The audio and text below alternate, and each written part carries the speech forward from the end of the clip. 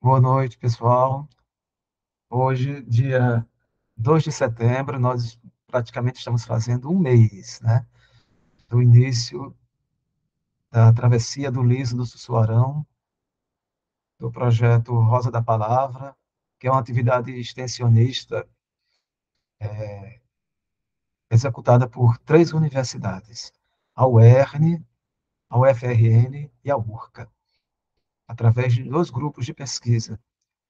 O GEPEL, que é um grupo de educação e linguagens da UERN, e o Certania e Educação, que é pós-graduação da UFRN, em conjunção com a URCA. A Sandra está entrando, a Sandra Chain está entrando. É, vamos iniciar. Eu escrevi a memória, né, desse, do encontro passado, e, como sempre, a gente sempre inicia com a leitura da memória.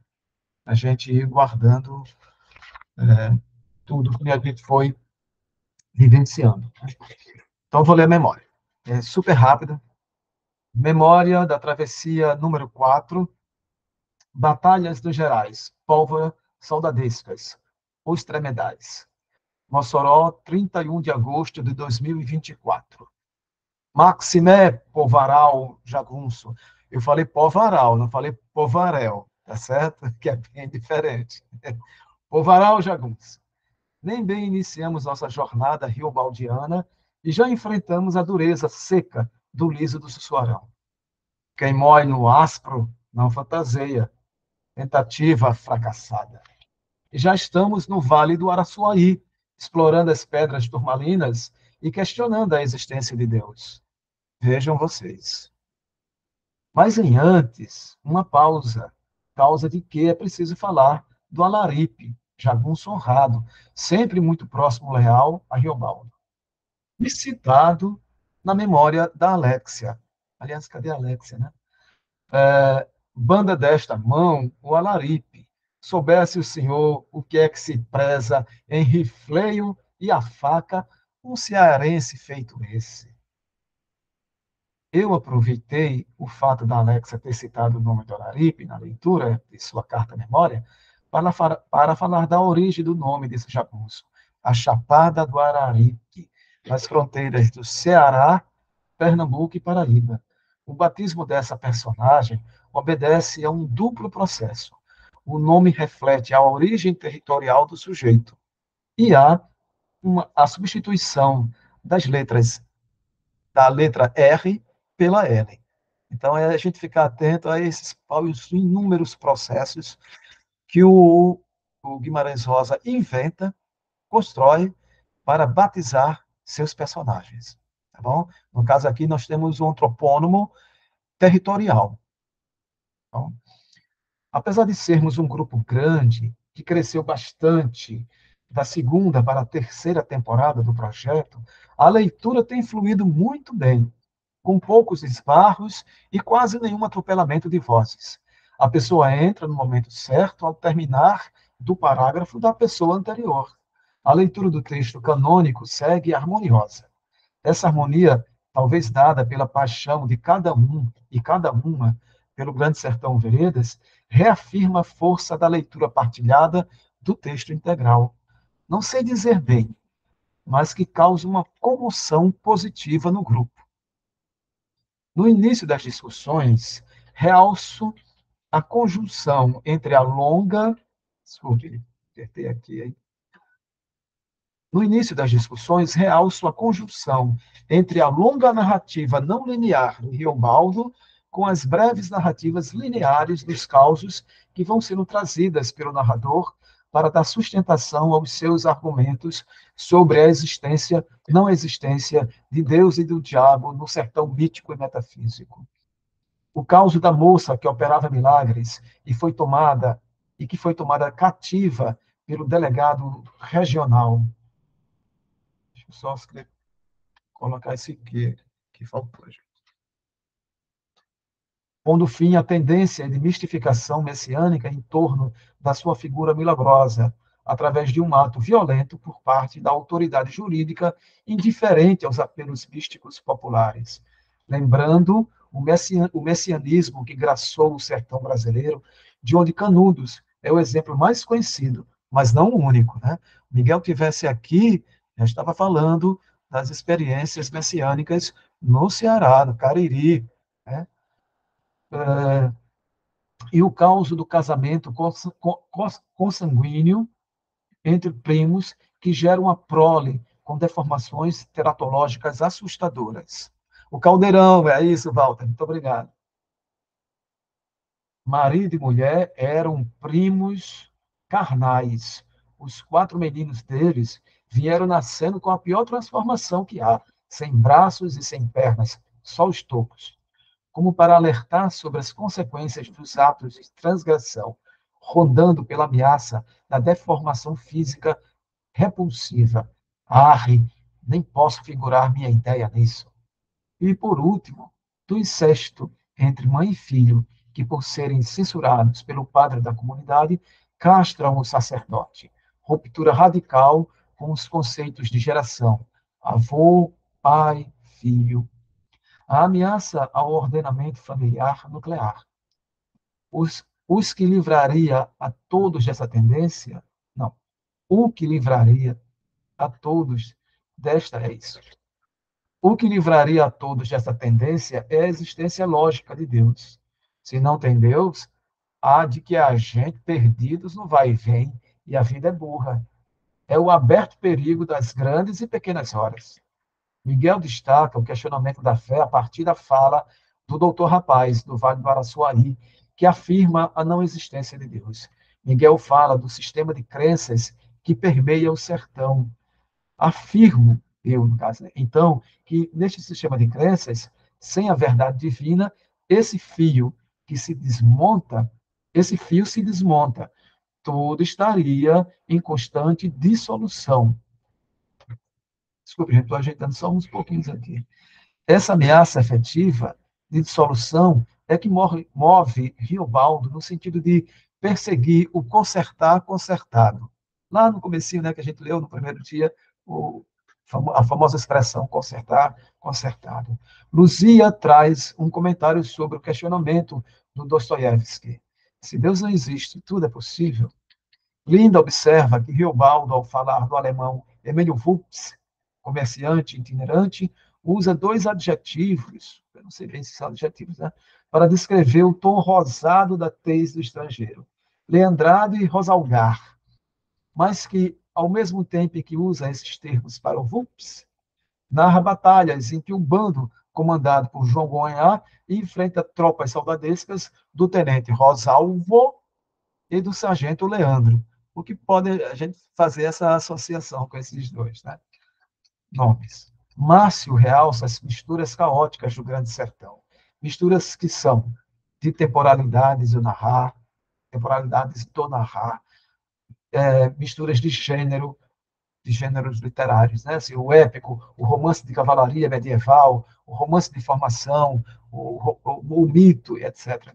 E dos temas, né? O amor, a saudade, etc. A loucura, etc. E a ressonância da escravidão no Brasil presente na Casa Grande e na Senzala. Paulo destaca a Pedra de Araçuaí,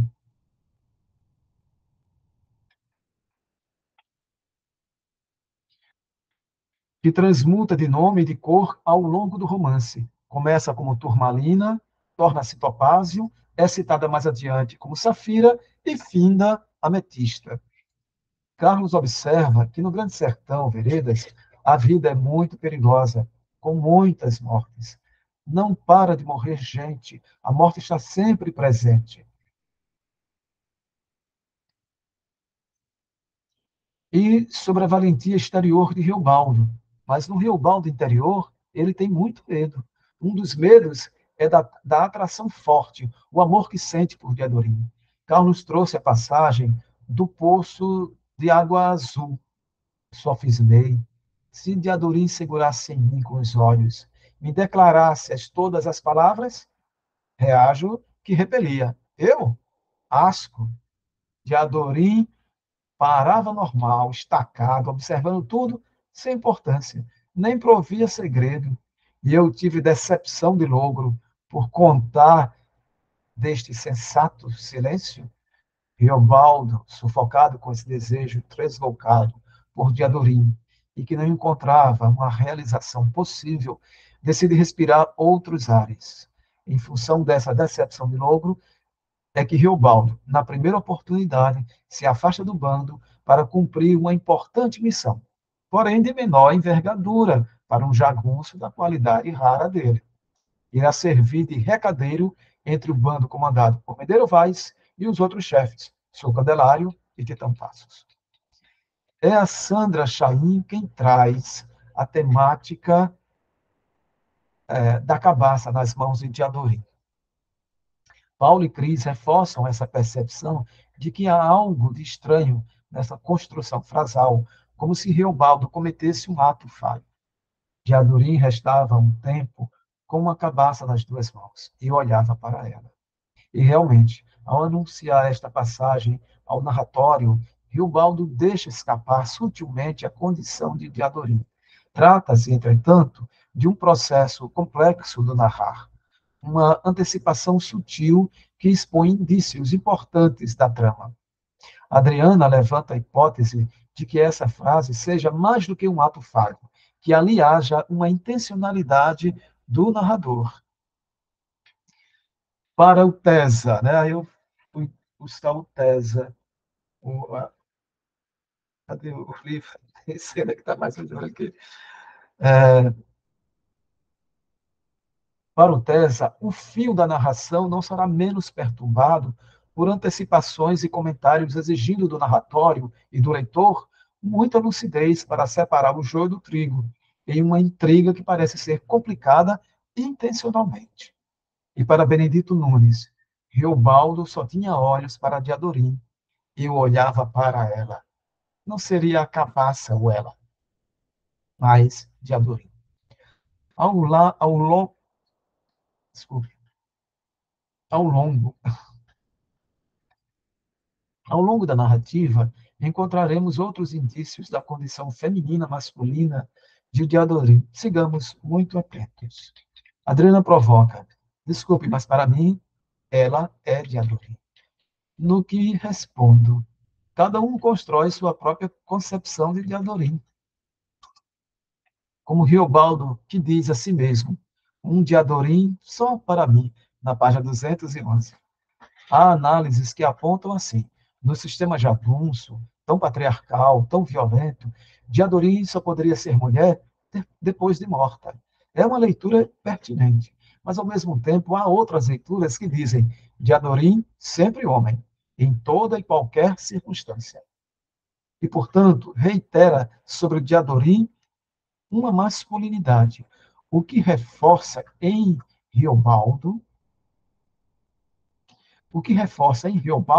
um desejo dissidente, um desejo homo, um desejo desencontrado e impossível de se realizar, do qual ele não consegue ter um bom entendimento. Diadorim vive dentro de uma condição, não de uma verdade. E essa condição é que Diadorim experimenta a transição de gênero, transita nos territórios demarcados e binários do masculino e do feminino. Kátia ressalta o dizer adulatório do Riobaldo. Mire e veja o que a gente é. Mal dali a um átimo, eu selando meu cavalo e arrumando meus dobros, e já me muito entristecia. Diadorim me espreitava de longe, afetando a espécie de uma vagueza.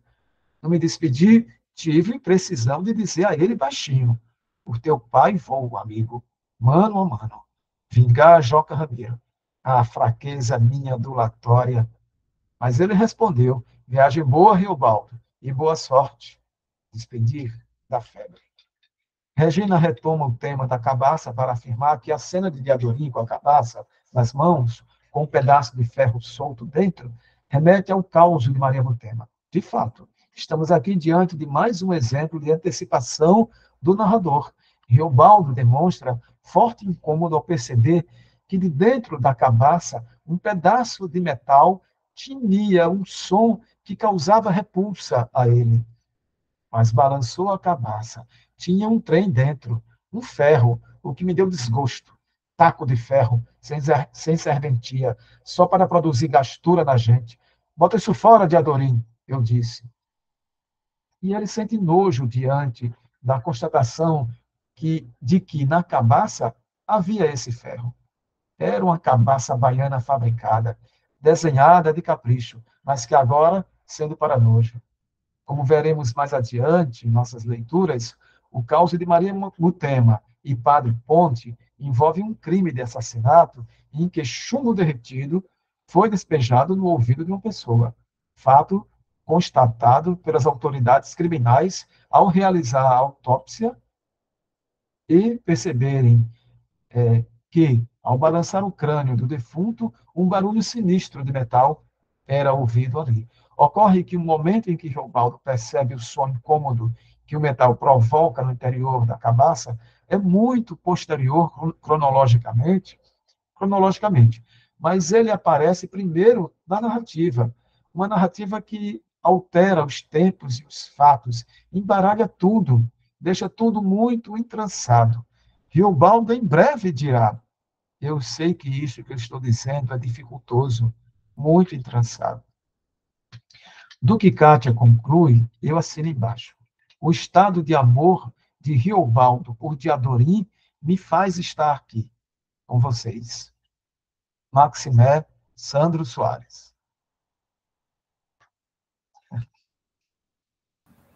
Muito bem, Sandro. Obrigada. Quem falou, gente? Euzinha. Isso é, né? Realmente. Bom, gente, vamos começar a nossa leitura. Cadê o livro? É tanta coisa que alguém começa lendo, porque eu li 3 páginas aqui, eu estou com minha voz precisando de um descanso. Posso começar? À vontade. À vontade. Pode começar? Pode. Pode. Ok. Semelhante não foi. Quando um homem, Rudogério de Freitas, dos Freitas ruivos da água alimpada, mandou obrigado um homem, um filho dele, e matar outro, buscar para matarem esse outro, que roubou o sacrário de ouro da igreja da abadia. Aí, então, em vez de cumprir o estrito, o irmão combinou com o irmão, os dois vieram e mataram mesmo. Foi o velho pai deles, distribuído de foiçadas. Mas primeiro enfeitaram as foices, urdindo com cordões de envira e várias flores, e enriqueceram o cadáver paterno em riba da casa. Casinha boa, de telhas, a melhor naquele trecho. Daí reuniram o gado que iam levando para distante vender, mas foram logo pegos. A pegar, a gente ajudou. Assim, prisioneiros nossos, demos julgamento ao que fosse Medeiro Vaz. Enviava imediato os dois para tão razoável forca. Mas, porém, o chefe nosso naquele tempo já era o senhor Saiba, Zé Bebelo. Com Zé Bebelo, oi, o rumo das coisas nascia em constante diferente, conforme cada vez a papo. Coa! Por que foi que vocês enfeitaram premeditado as foices? Ele interrogou. Os 2 irmãos responderam que tinham executado aquilo em padroeiragem à Virgem, para a Nossa Senhora em adiantado remitir o pecado que iam obrar, e obraram dito e feito. Tudo que Zé Bebelo sintesou sério, impulso, empolo, mas sem rugas em testa, Eu prestes vi que ele estava se rindo por dentro. Tal, disse, Santíssima Virgem. E o pessoal todo tirou os chapéus em alto respeito. Pois se ela perdoa ou não, eu não sei. Mas eu perdoo em nome dela, a Puríssima. Nossa mãe, Zé Bebelo decretou. O pai não queria matar? Pois então morreu, dá na mesma. Absolvo. Tenho a honra de resumir circunstância desta decisão, sem admitir apelo nem revogo, legal e lealdado, conformemente. Aí mais a Bebelo disse, como apreciava, perdoar é sempre o justo e certo. Pirlim, pim, pim, pimpão. Mas como os dois irmãos careciam de algum castigo, ele requisitou para o nosso bando aquela gorda boiada, e qual pronto revendemos, embolsamos. E desse caso, derivaram também uma boa cantiga violeira, mas deponho que Zé Bebelo somente determinou assim naquela ocasião, pelo exemplo, pela decência. Normal, quando a gente encontrava alguma boiada tangida, ele cobrava só imposto de 1 ou 2 vezes para o nosso sustento nos dias. Autorizava que era preciso respeitar o trabalho dos outros e entusiasmar o afinco e a ordem no meio do triste sertão. Zé Bebelo, se o senhor não conheceu esse homem, deixou de certificar que qualidade de cabeça de gente a natureza dá, raro de vez em quando. Aquele queria saber tudo, dispor de tudo, poder tudo, tudo alterar. Não esbarrava quieto. Seguro já nasceu assim, zureta, arvoado, criatura de confusão. Trepava de ser o mais honesto de todos, ou o mais danado, no tremeluz, conforme as quantas. Soava no que falava, artes que falava, diferente na autoridade, mas com uma autoridade muito veloz. Desarmado, uma vez, caminhou para Leôncio Du, que tinha afastado todo mundo e meneava um facãozão.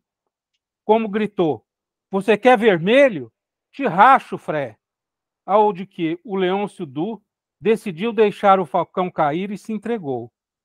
O senhor ouve, sabe? Zé Bebelo era inteligente e valente. Um homem consegue intrujar de tudo. Só de ser inteligente e valente é que muito não pode.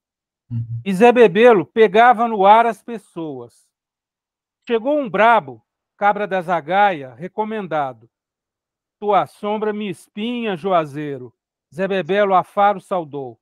E mandou amarrar o sujeito, sentar nele uma surra de peia. Atual, o cabra confessou que tinha querido vir drede para trair em empreitada encoberta. Zé Bebelo apontou nos cachos dele a Mauser, estampido que espatifa. As miolagens foram se grudar longe e perto. A gente pegou cantando a moda do boi. No regular, Zé Bebelo pescava, caçava, dançava as danças, exortava a gente, indagava de cada coisa, laçava reis ou topava a vara, entendia dos cavalos, tocava violão, assoviava musical. Só não praticava de buzo nem baralho. Declarando ter receios por atreito demais, a vício e riscos de jogo. Sem menos, se entusiasmava com qual me quer, o que houvesse. Choveu, louvava a chuva. Trapo de minuto depois, prezava o sol. Gostava, com despropósito, de dar conselhos. Considerava o progresso de todos, como se mais esse todo Brasil territórios, e falava horas. Vim de vez, disse quando retornou de Goiás.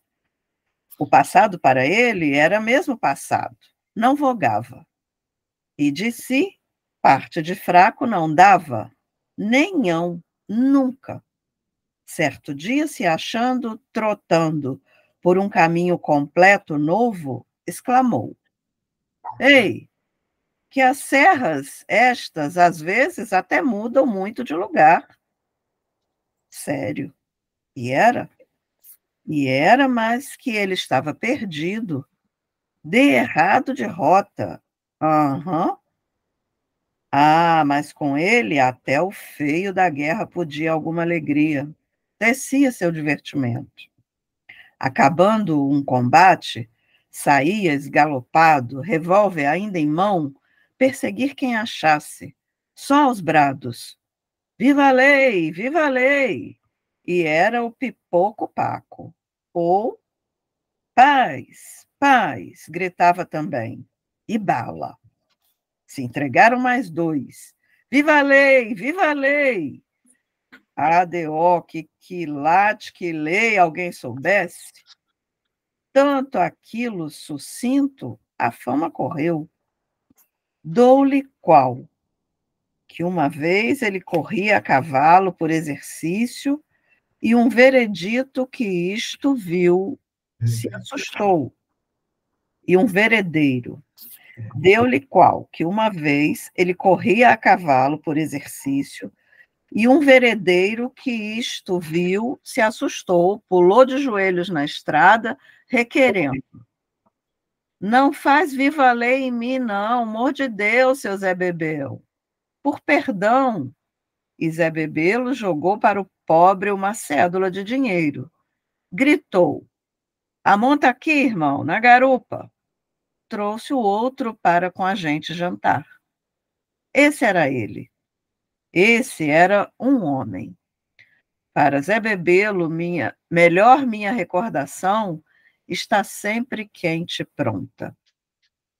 Amigo, foi uma das pessoas nesta vida que eu mais prezei e apreciei.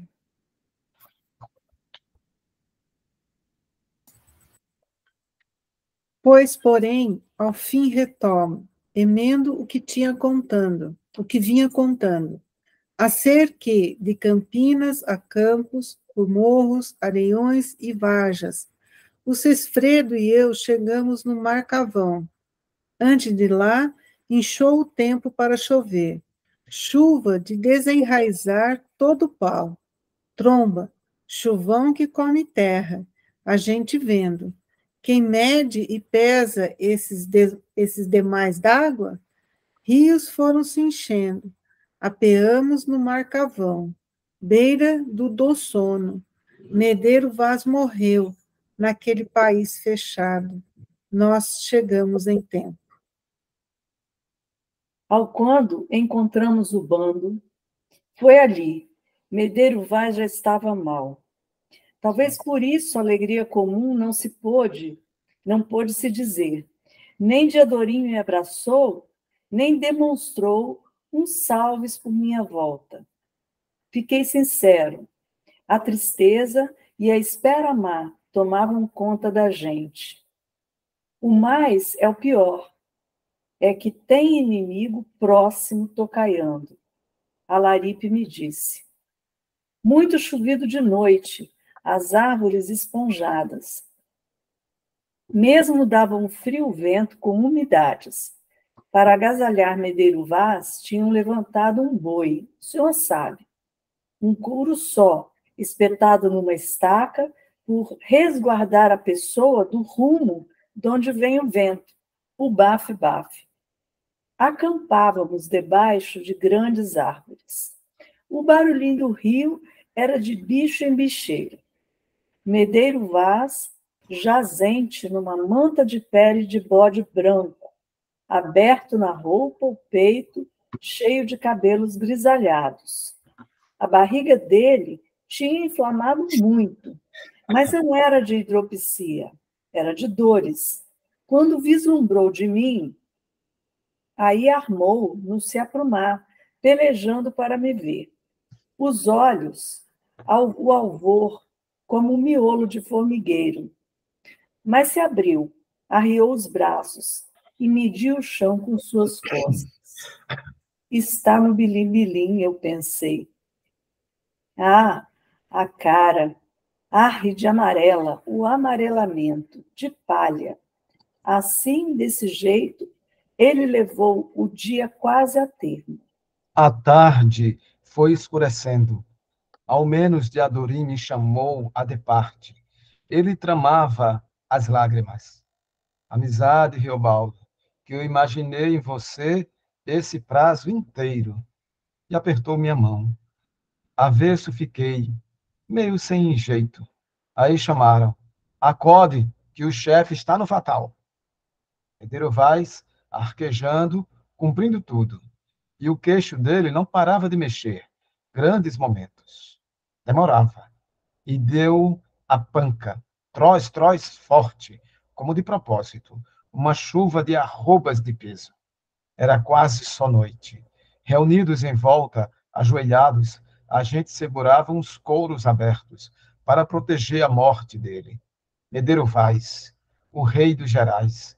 Como era que um daquele podia se acabar? A água caía às despejadas, escorria nas caras da gente, em fios pingos. Debruçando-no debaixo dos couros, podia-se ver o fim que a alma obtém do corpo. E Medeiro Vaz, se governando mesmo no remar a agonia, travou com esforço o ronco que puxava gosma de sua goela e gaguejou. Quem vai ficar em meu lugar? Quem capitaneia? Com a estrampeação da chuva, os poucos ouviram. Ele só falava por pedacinhos de palavras. Mas eu vi que o olhar dele esbarrava em mim e me escolhia.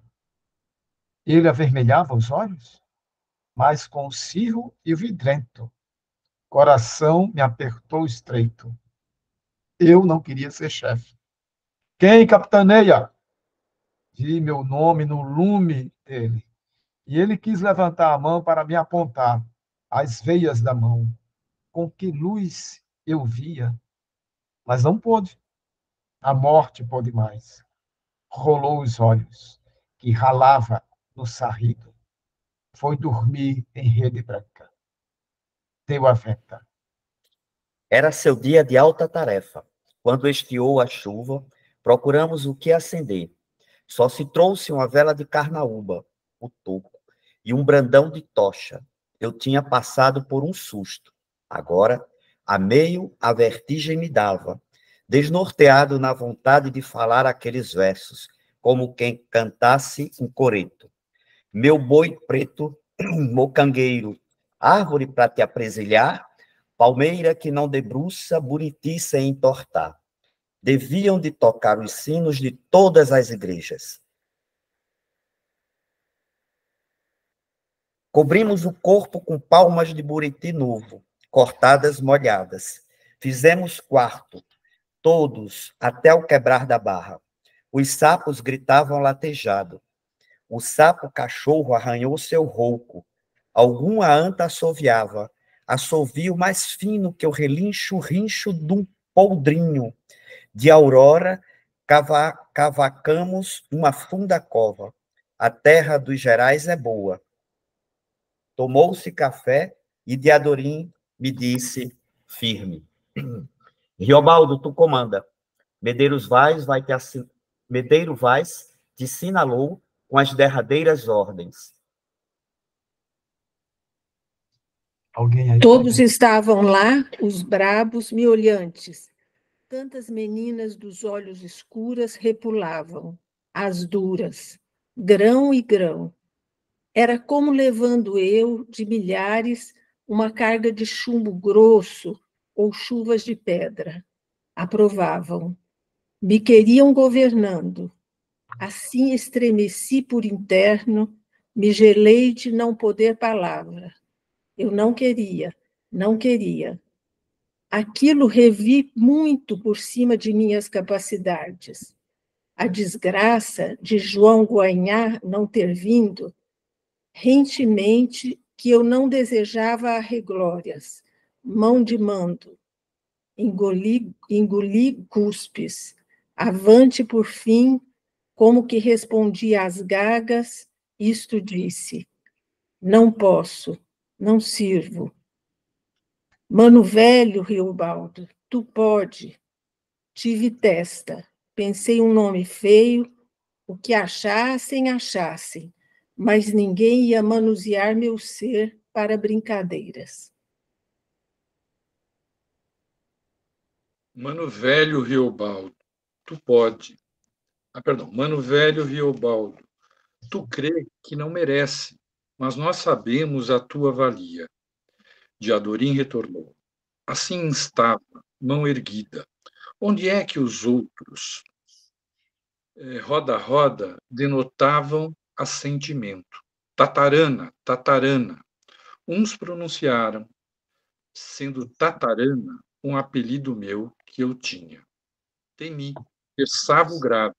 Assim Diadorim dispunha do direito de fazer aquilo comigo. Eu, que sou eu, bati o pé. Não posso, não quero, digo definitivo. Sou de ser e executar. Não me ajusto de produzir ordens.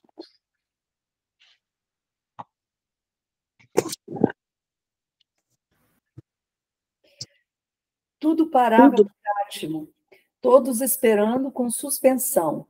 Senhor conheceu por de dentro um bando em pé de jagunços, quando um perigo poja, sabe os quantos lobos? Mas não, o pior é que é a calma, uma sisudez das escuras. Não que matem uns aos outros, ver, mas, a pique de coisinha, o Senhor pode entornar seu respeito. Sobrar desmoralizado para sempre neste vale de lágrimas. Tudo rosna. Entremeio, Diadorim se mais fez, avançando o passo. Deixou de me medir, vigiou o ar de todos. Aí ele era mestre nisso. De astuto, se certificar só com um rabeio ligeiro de mirada. Tinha gateza para contador de gado. E muito disse. Pois então eu tomo a chefia. O melhor não sou, oxente, mas porfio no que quero e prezo, conforme vocês todos sabem. Conforme vocês todos também. A regra de Medeiro Vaz tem de prosseguir com tensão, mas se algum achar que não acha o justo, a gente isto decide a ponta d'armas. Ei, Mandacaru! Oi, Diadorim Belo Feroz! Ele conhecia os caminhares. Em jagunço com jagunço, o poder seco da pessoa é que vale. Muitos ali haviam de querer morrer por ser chefes, mas não tinham conseguido nem tempo de firmar quente nas ideias, e os outros estimaram e louvaram. O Reinaldo, foi o aprovo deles. Nisto, nesse repente, desinterno de mim, um nego forte se saltou. Não, Diadorim, não, nunca, que eu podia consentir. Nange, pelo tanto que eu dele era louco amigo e concebia por ele a vexável afeição que me estragava, feito um mau amor oculto. Por mesmo isso, nips, nada, era que eu não podia aceitar aquela transformação. Negócio de para sempre receber mando dele, doendo de Diadorim ser meu chefe, hein? Hein? Nulo que eu ia estuchar. Não, hein? Clamei, de como um sino desbadala. Discordo. Todos me olhassem? Não vi, não tremi. Visivos, só vi Diadorim. Resumo do aspecto e esboço dele para movimentos.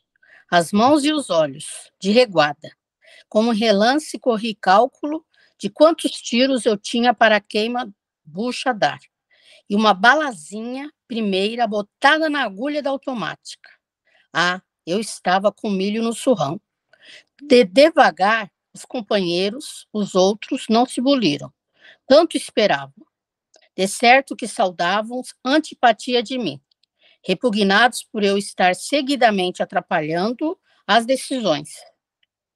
Achassem que eu agora não tinha mais direito de parecer, pois a chefia própria eu enjeitara. Quem sabe será se praziam no poder ver nós dois, Diadorim comigo, que antes, como irmãos até ali, a gente se estraçalhar nas facas? Torci vontade de matar alguém, para pacificar minha aflição. Algum, De Adorim, não. Digo, de certo isso, em mim eles perceberam. Os calados.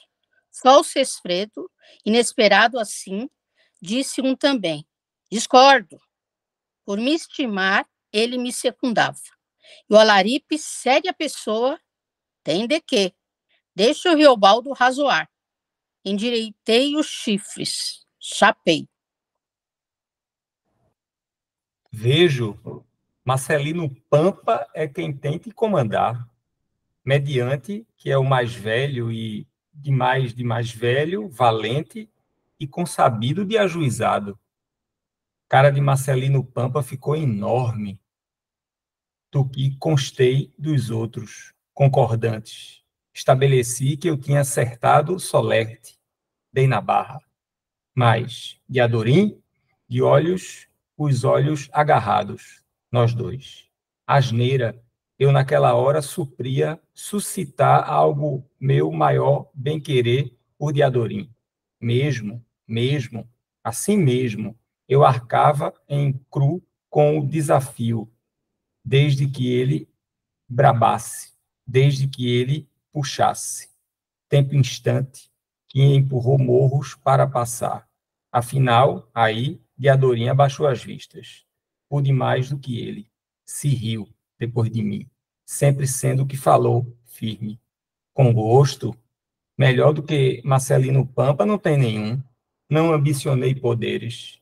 Falou como corajoso e tresdito que é a vez de se estar contornados, unidos sem porfiar. O Alaripe inteirou. Amém, todos, voz a voz, aprovavam. Marcelino Pampa então principiou. Falou assim: aceito, por precisão nossa, o que obrigação minha é, até quando não vem algum dos certos de realce maior, João Gonhar, Alípio Mota, Titão Passos. Há tanto, careço do bom conselho de todos que tiverem segura fiança. Assentes que vamos. Sobre mais disse, sem importância, sem noção, pois Marcelino Pampa possuía talentos minguados.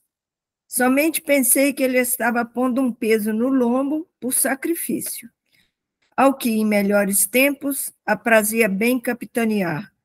Mas agora, naquela ocasião, a gente por baixos e essas misérias, qualquer um não havia de desgostar de responsabilidade? Aí observei como Marcelino Pampa, desde o instante, expunha outro ar de ser, a sisuda extravagância, soberbo satisfeito.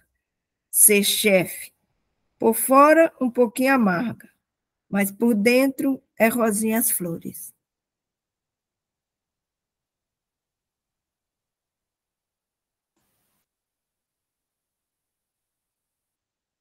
Meu era um alívio. Mesmo não duvidei de meu menos valer. Alguém lá tem a feição do rosto igualzinha à minha? E, de primeiro, meu coração sabia bater copiando tudo. Hoje, eu desconheço o arruído rumor das pancadas dele.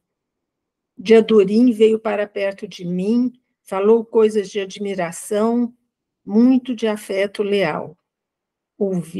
Ouvi aquilo, copos afora, mel de melhor. Eu precisava.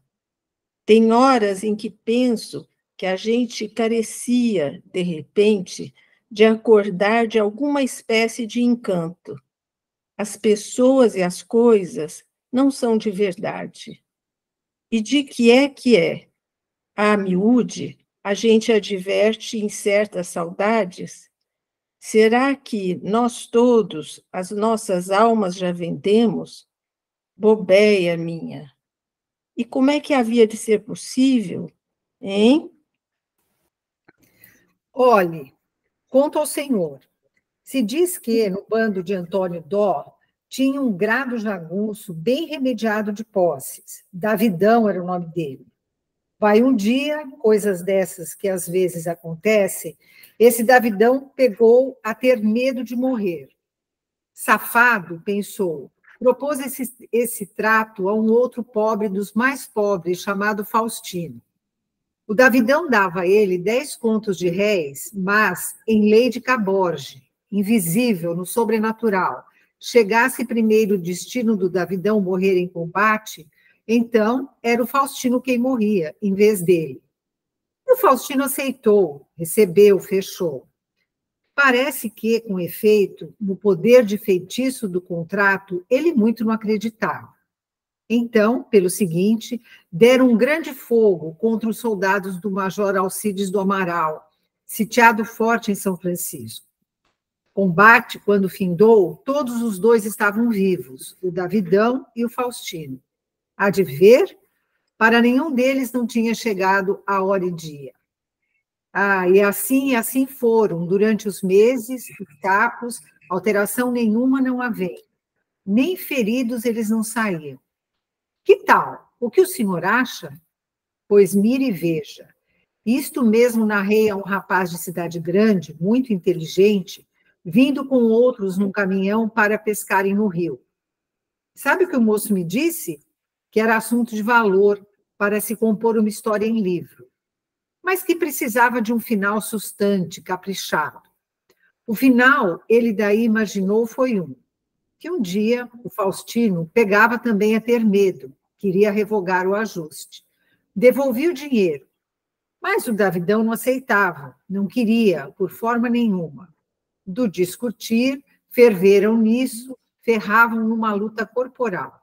Afino, o Faustino se provia na faca, investia, os dois rolavam no chão embolados. Mas, no confuso, por sua própria mão dele, a faca cravava no coração do Faustino, que falecia. Apreciei demais essa continuação inventada. A quanta coisa limpa, verdadeira, uma pessoa de alta instrução não concebe. Aí podem encher este mundo de outros movimentos, sem os erros e volteios da vida em sua lerdeza de sarrafaçar. A vida disfarça, por exemplo. Disse isso ao rapaz pescador, a quem sincero louvei, e ele me indagou qual tinha sido o fim, na verdade, de realidade, de Davidão e Faustino. O fim, quem sei? Soube somente só que o Davidão resolveu deixar a jagunçagem, deu baixa do bando e, com certas promessas de ceder uns alqueires de terra e outras vantagens de mais pagar, conseguiu do Faustino dar baixa também, e viesse morar perto dele, sempre. Mas deles, ignoro. No real da vida, as coisas acabam com menos formato, nem acabam. Melhor assim. Pelejar por exato dá erro contra a gente. Não se queira. Viver é muito perigoso.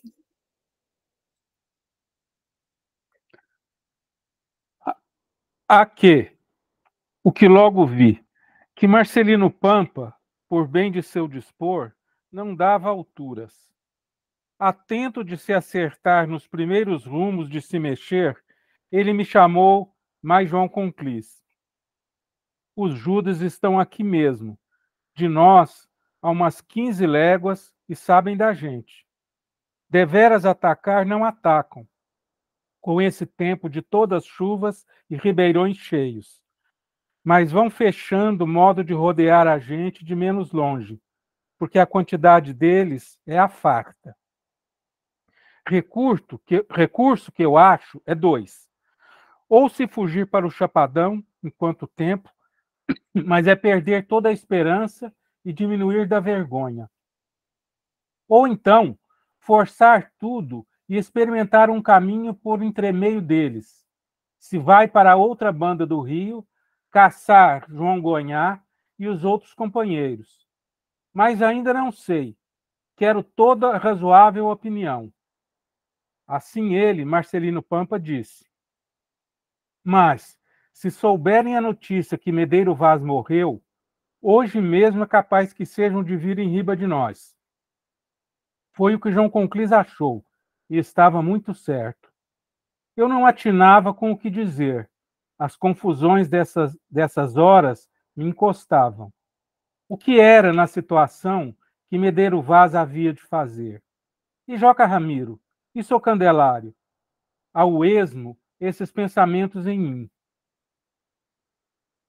Ai de foi que reconheci como súcia de homens carece de uma completa cabeça. Comandante é preciso para aliviar os aflitos, para salvar a ideia da gente de perturbações desconformes. Não sabia, hoje será que sei, a regra de nenhum meio termo. Sem ação, eu podia gastar ali minha vida inteira debulhando. Também, logo depois de muitos silêncios e poucas palavras, Marcelino Pampa resolveu que, de tarde, nossa conversa ia ter repetição. Atontados, 3. Dali, fui para perto de Diadorim. Riobaldo, ele me disse, você está vendo que não temos remédio? Aí esbarrou, pensou um tempo, com uma mão por cima da outra. E vocês, que foi que determinaram de se fazer? Me perguntou. Respondi, hoje de tarde é que se toma a decisão, Diadorim. Você está mal satisfeito? Ele endireitou o corpo. Falou, sei o meu. Cá por mim, isso tudo pouco adianta. Quem te quero poder chegar junto de uns dos Judas para terminar. Eu sabia que ele falava coisas de pelejar por cumprir. Eu tinha mais cansaço, mais tristeza. Quem sabe se, para ter jeito de chegar perto deles, até se não era melhor. Assim ele desabafou, em trago, e recolhido num estado de segredo por seus grandes olhos, onde aquilo redondeou.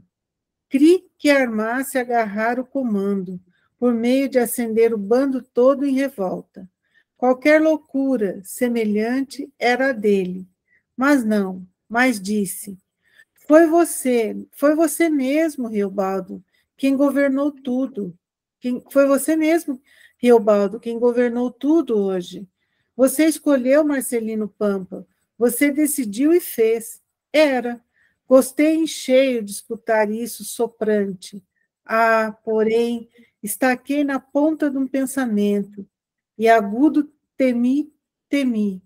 Cada hora, de cada dia, a gente aprende uma qualidade nova de medo.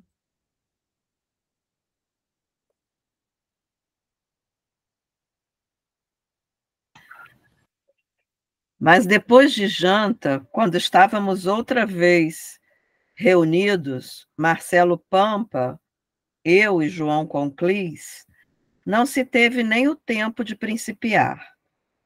Pelo que ouvimos, um galope, o chegar, o riscar, o desapeio, o chachacho de alpercatas. Sendo assim, o Feliciano e o Kipes, que traziam um vaqueirinho escoltado, que vieram quase correndo. O vaqueirinho não devia de ter mais de uns 15 anos, e as feições dele mudavam, de mestre pavor. Arte que este tal passou às fugas, meio arupa. Pegamos.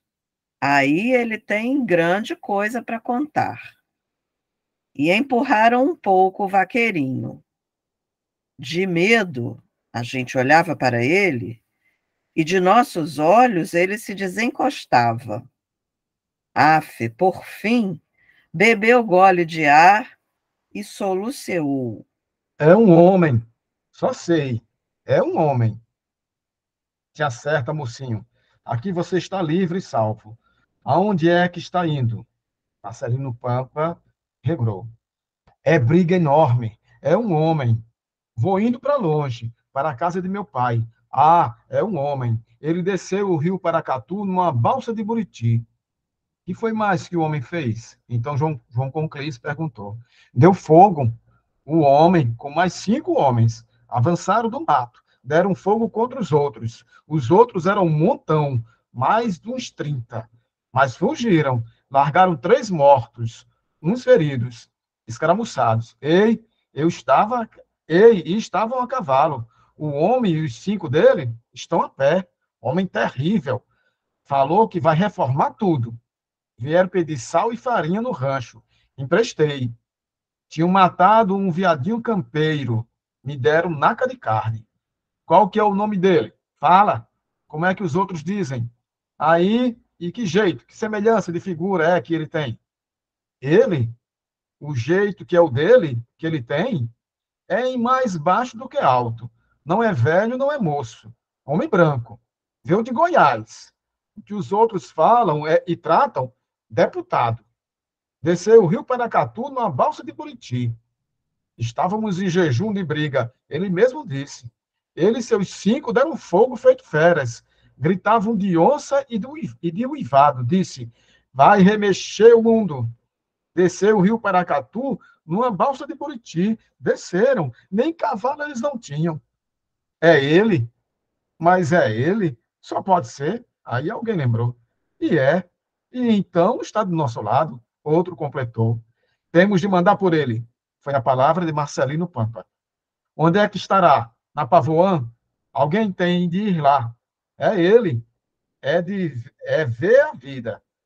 Quem pensava? E é homem danado, juretado. Está a favor da gente. E ele sabe guerrear. E era.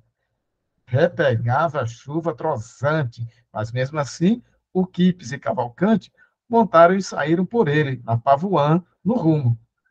De certo não achavam fácil, pois até a hora de escurecer não tinha aparecido. Mas aquele homem, para o que o senhor saiba, aquele homem era Zé Bedelo, e na noite ninguém não dormiu direito em nossa campo. De manhã, com um abraço de sol, ele chegou, dia de abelha branca. De chapéu desabado, avantes passos, veio vindo, acompanhado de seus 5 cabras. Pelos modos, pelas roupas, aqueles eram gente do Alto Urucuia, catrumanos dos Gerais, pobres, mas atravessados de armas e com cheias cartucheiras. Marcelino Pampa caminhou ao encontro dele, seguinte de nosso comandante, nós formávamos. Valia ver essas cerimônias. Paz e saúde, chefe. Como passou? Como passou, mano? Os 2 grandes se saudavam. Aí Zé Bebelo reparou em mim. Professor, ara viva, sempre a gente tem de se avistar. De nomes e caras de pessoa, ele em tempo nenhum se esquecia. Vi que me prestava cordial, não me dando por traidor nem falso. Riu redobrado. De repente desriu, refez pé para trás. Vim de vez, ele disse. Disse desafiando quase. Em boa veio, chefe. E é o que todos aqui representamos. Marcelino Pampa respondeu. Após salve, Medeiro Vaz. Após salve, Medeiro Vaz. Deus com ele, amigo. Medeiro Vaz ganhou repouso. Aqui soube. Lux eterna. E Zé Bebelo tirou o chapéu e se persignou, parando um instante sério, num ar de exemplo, que a gente até se comoveu. Depois disse, vim cobrar pela vida de meu amigo Joca Ramiro, que a vida em outro tempo me salvou de morte. E liquidar com esses 2 bandidos que desonram o nome da pátria e esse sertão nacional, filhos da égua. E ele estava com a raiva tanta que tudo quanto falava ficava sendo verdade. Pois então estamos irmãos? E esses homens? Os urucuianos não abriam boca. Mas Zé Bebelo rodeou todos no mando de mão e declarou forte o seguinte: vim por ordem e por desordem. Este cá é meu exércitos. Prazer que foi ouvir o estabelecido. A gente quisesse brigar, aquele homem era em frente, crescia sozinho nas armas. Vez de Marcelino Pampa dizer, pois assim, amigo, por que é que não combinamos nosso destino? Juntos estamos, juntos vamos. Amizade e combinação, aceito, mano velho. Já a juntar, não. Só obro o que muito mando. Nasci assim, só sei ser chefe. Sobre curto, Marcelino Pampa cobrou de si suas contas. Repuxou testa, demorou dentro do momento.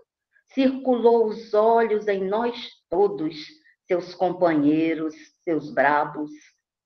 Nada não se disse, mas ele entendeu o que cada vontade pedia. Depressa deu o consumado, e chefe será.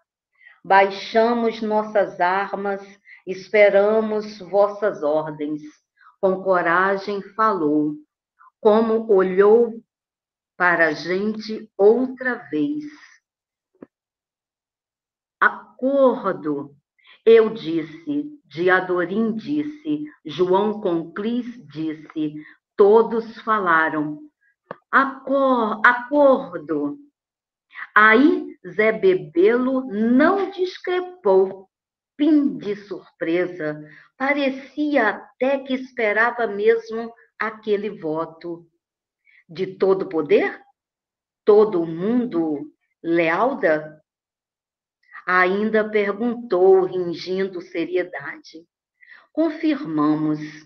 Então, ele quase se aprumou nas pontas dos pés e nos chamou. Ao redor de mim, meus filhos, tome posse. Podia-se rir. Ninguém ria. A gente em redor dele, misturando em meio nossos 5 homens do Urucuia. Adiante, pois estamos, é o duro diverso, meu povo. Mas os assassinos de Joca Ramiro vão pagar. Com 600, 700, ele definiu, apanhando um por um de nós no olhar. Assassinos, eles são os Judas. Desse nome agora, que é o deles, explicou João Conclis. Arre, vote, 2 Judas. Podemos romper as aleluias. Aleluia, aleluia. Carne no prato, farinha na cuia. Ele aprovou, deu aquilo feito um viva. Nós respondemos. E assim era que Zé Bebelo era, como quando trovejou, desse trovou de alto e rasto dos Gerais, entre mentes antes dos gotejos de chuva esquentada.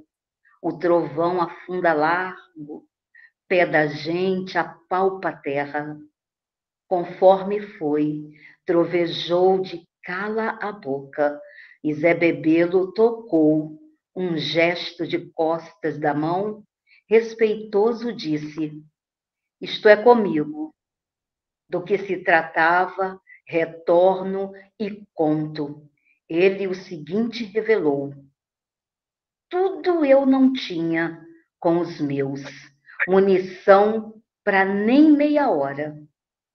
A gente reconheceu mais a coragem dele, isto é, qualquer um de nós sabia que aquilo podia ser mentira. Mesmo por isso, somemos por detrás de tanta papagaiagem, um homem carecia de ter a valentia muito grande. Vamos parar aqui. Pronto, a gente termina aqui a leitura. Eu tinha falado página 73, mas a gente vai parar na 71, tá? Eu vou só dizer umas coisas, porque com relação às próximas leituras, tá bom? Então, hoje nós vamos pegar pegamos 10, 11 páginas. 10, 11 páginas. No próximo encontro nosso, vamos pegar 7 páginas, 7 curtas páginas.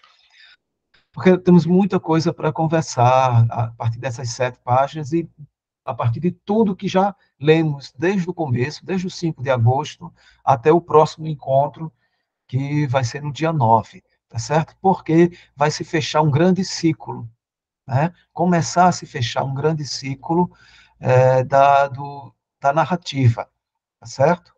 Então, até a página que nós vamos ler na próxima semana, mais ou menos a página 77, mais ou menos ali, nós temos uma narrativa não linear, uma narrativa entremeada e extremamente entrançada. Mas no dia 16, no encontro do 16 de setembro, Aí a Adriana é uma mulher de sorte, eu acho que ela calculou isso, que ela colocou. Foi pura sorte mesmo. Calculei, não.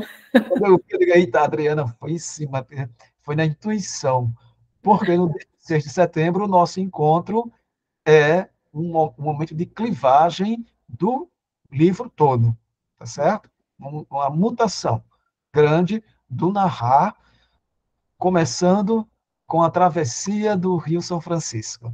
Né? Olha aí, Adriana. Então, assim, nós estamos nesse percurso todo com essas narrativas, com essa narrativa não linear, mas ela vai começar a ganhar um sentido mais linear lá um pouquinho lá na frente. Já estamos na entrada disso tudo, tá bom? Evidentemente que mesmo naquela narrativa que vai se tornar linear, vai ter uns momentos de rupturas temporais, pequenos momentos de rupturas temporais, mas num todo ela vai se tornar linear. Ele vai retomar um Riobaldo jovenzinho e aí segue adiante com isso. Bom, aqui nós já temos o efeito dessa não linearidade, né? Essa quebra constante dos tempos narrativos. Porque quando a gente começou hoje a ler, ele estava falando do caso do Rogério, do pai que encomendou a morte de um dos filhos, né? E os dois filhos terminaram assassinando o pai. Para citar aí o exemplo do que o Zé Bebelo faz como chefe. Aí ele dá um exemplo e traz o julgamento, tá certo? E depois ele avança para a morte de Medeiro Vaz e em seguida a chefia do Marcelino Pampa e a nova chefia do Zé Bebeiro. Então, esses dois momentos, do Zé Bebeiro no começo e o Zé Bebeiro no final desse trecho que nós vemos, são tempos totalmente diferentes, absurdamente diferentes, certo?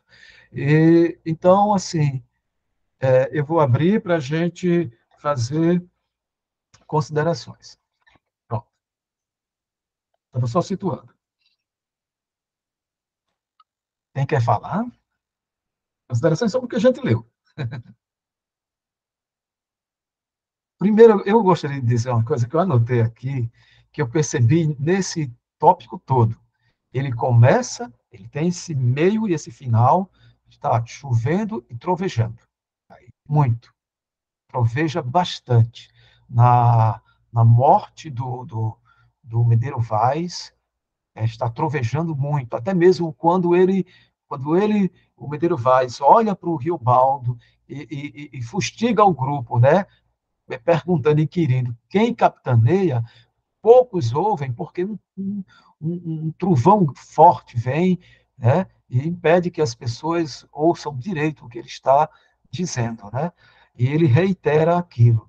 Também nesse momento do Zé Bebeiro, está trovejando bastante. Nesse momento em que ele assume essa chefia, troveja bastante, né? Então são esses elementos da natureza, esse elemento da natureza que é uma natureza inquieta, ameaçadora, tá certo?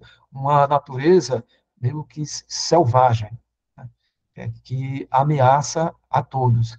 E em momentos de clivagem tão grandes, tão importantes, que foi a morte do Medeiro Vaz, né? É meio que os trovões anunciam, né? Os trovões descem dos céus e anunciam a morte do rei dos Gerais. E ele pede até assim, né, que pede um repique de sinos em todas as igrejas, porque aquele era um homem muito grande, um imenso homem. Né? Então, era só isso que eu queria destacar. Ai, gente, então, como a minha fala é uma fala apaixonada, uma leitora apaixonada, e eu quero dizer para vocês que eu estou cada dia mais encantada por essa leitura maravilhosa e por essa linguagem incrível, né, do amado Guimarães Rosa. E aí o que eu tenho visto, né, que eu tenho lido aqui sozinha também, é que essa luta, sempre essa luta, né, entre o bem e o mal, o medo e a coragem, né, que a gente passou aqui agora, mas independente de tudo isso, né, aí eu fico sempre muito encantada, porque o amor que está sempre presente, né? Esse amor de Riobaldo por Diadorim e de Diadorim por Riobaldo.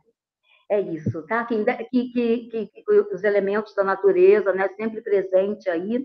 Eu estou amando isso tudo, estou descobrindo, e até me aventurando a falar. Agradeço o grupo, gratidão, sempre. É isso. Obrigado, Kátia. Aí aberto, pessoal. Patrícia se inscreveu. E aí, Patrícia? Deixa eu tirar o negocinho aqui logo. Pronto. Não, duas coisas. Eu achei muito tocante, muito bonita essa descrição da morte, né? De Medeiro Vaz. E ele morre às beiras do Rio do Sono. O Rio do Sono, né? Ele vai ser transportado assim no Rio do Sono. É muito. Isso foi uma das passagens desse livro que mais me tocaram, assim, essa morte muito. A natureza se rebelando assim, né, contra aquele acontecimento, o pessoal segurando umas coisas protegendo ele, né, na hora da morte, e ele lá falando por pedacinho de palavra, mas sendo entendido. Eu achei bem tocante. E uma coisa que eu achei muito, muito bacana é esse negócio de... Como é? Deixa eu ver aqui. Espera aí, só um minuto que eu vou achar. Não faz viva a lei, meu, não. Como é esse negócio? Não faz viva a lei, não, amor de Deus, seu Zé Bebel. Então, isso é muito massa, né? Porque viva a lei é uma interjeição, que Zé Bebel vai lá dizendo e tal. Mas aí virou aí um verbo de ação, né? Uma ação. Fazer viva a lei é sair matando todo mundo. Achei isso hilário e fantástico. Como o Zé Bebel, ele é isso, né? Muito, muito legal. É isso. Obrigado, Patrícia. Luzia. Só uma coisinha.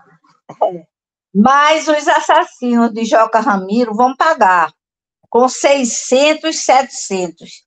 Vamos completar? 600, 700 diabos. Aí vai te dando com os 600 diabos da minha frente. Não é assim que a gente diz no Nordeste? Será que era isso mesmo, Sandro?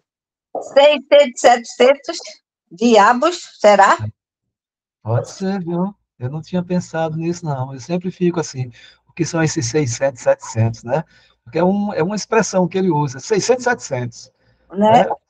Uma coisa desse, né? Mas você conhece no popular, né? Tidana com 600 diabos. Não conheço, não, essa expressão. Não conhecia, não? Tá bom. Fiquei conhecendo agora. E gostei de saber. Está em aberto, viu, gente? Posso falar? Sim, Silvia. Pois não. Eu achei muito interessante no episódio do Azevedão e o Faustino a tentativa de definição de ficção e de realidade. Muito interessante, né? Se fizer uma história, você pode organizar, mais ou menos aquela ideia de que você não consegue controlar seu destino, que ninguém sabe de nada, aquela questão metafísica volta, né? Na história feita, você pode colocar um final muito bonito, organizado, mas a vida não é assim. A vida não é assim. Né? Então, essa diferença é bem nítida aqui, eu achei muito interessante essa definição, que está na página 67. Ele diz, eu nem sei como foi que acabaram. Aliás, nada nunca acaba, né? Não acaba, não diz quando acaba, porque é vida real. É a vida real. É muito interessante. Esse tempo todo, nós vemos muito isso no Primeiras Histórias, né? Essa questão da ficcionalização da vida. É bem interessante. Esse foi um tema muito que a gente recorreu bastante no Primeiras Histórias. E aqui me parece que é isso mesmo, viu, Silvia? Ele aproveita para pensar, né? Essas diferenças entre a vida e a narração, né? E a ficção, desculpe, né? E que me parece que é interessante a ficção. A ficção faz... se você tem uma capacidade inventiva grande, né? Você é capaz de dar um desfecho maior, mais glorioso, né? Para aquela narração, para aquela ficção que é até melhor do que a vida. Né? Exato. Mais lindo. Né? É bem interessante. Me lembrou o finalzinho do Famigerado. Não sei se para vocês houve essa associação quando ele diz ali, exatamente nesse trecho, que ele elogia, né? A quanta coisa limpa, verdadeira, uma pessoa de alta instrução não consegue. Não Né? consegue. Aí ele diz aqui, no finalzinho do famigerado, diz assim, depois daquela confusão toda com a palavra famigerado e tal, e que aí ele vai embora, o Damásio vai embora, aí, antes de ir embora, ele diz assim, não há como que as grandezas machas de uma pessoa instruída. Eu associei muito uma coisa com outra, né? Esses dois trechos. E também a ideia de que na ficção você manobra, você tem poder de criar. E na vida real não tem. É como eles estão vivendo. Eles não têm nem projeto, eles têm. Eles estão sendo levados. Essa é a vida real. Né? É a nossa vida real. Tem uma outra coisa também que eu gostaria de comentar, não sei se está um pouquinho fora de ordem, essa ideia de Adorim, que é o vingador, né? É o vingador da morte do pai, essa ideia que você trouxe um pouquinho para trás, para Hamlet também, não é? Que eu fiquei pensando também em Electra, né? Nós temos as duas Electras, a Electra das Coéforas e a Electra da peça de Sófocles. Ela, o ódio todo, sendo que na das Coéforas, o ódio dela parece maior do que na peça de Sófocles. Mas ela precisa que o irmão volte para vingar. É a mão masculina que vai matar o pai.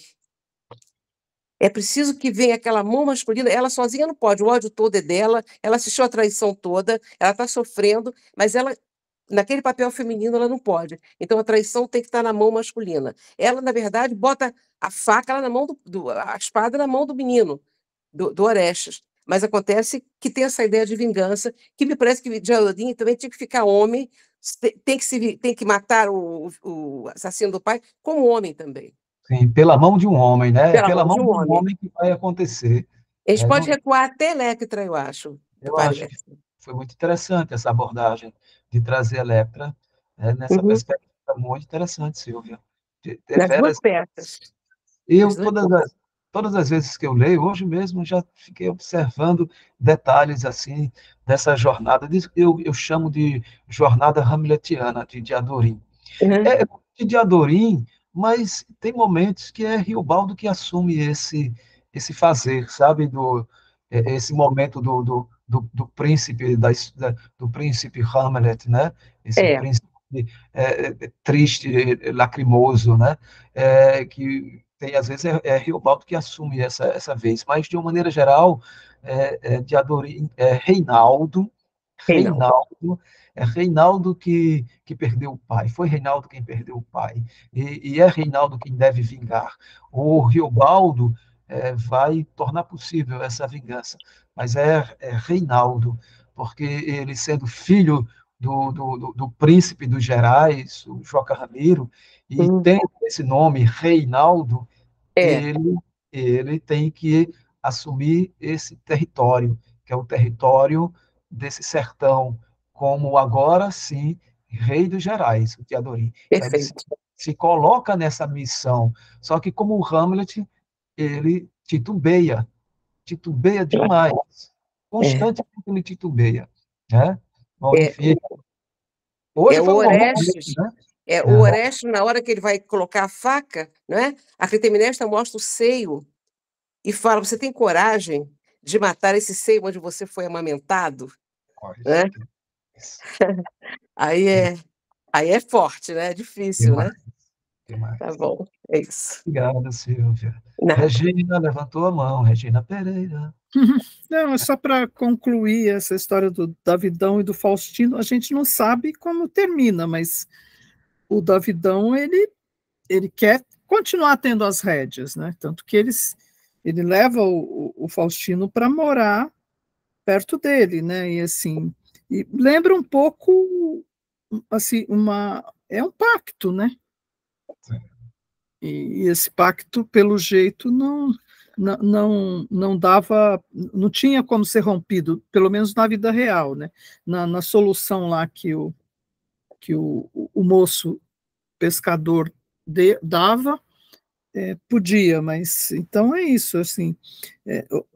E agora é engraçado, né? Porque a gente sempre comentou, né, que todos os valentões sempre terminam em ão, né? Então esse Davidão também era um valentão que tinha medo, né?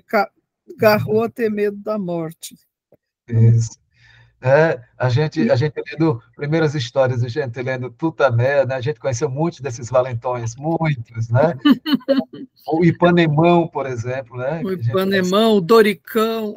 Doricão, quer dizer, uma série de valentões, né? E que na construção do nome, o Guimarães coloca esse ão no final para enfatizar um corpo grande ou uma pessoa muito forte, né? Uma pessoa dominadora, etc. E vocês veem, né?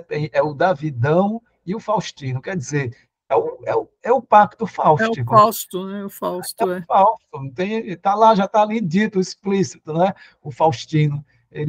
O Davidão, ele propõe esse pacto com o Fausto, com o próprio Fausto, de trocar, permutar a vida e morte.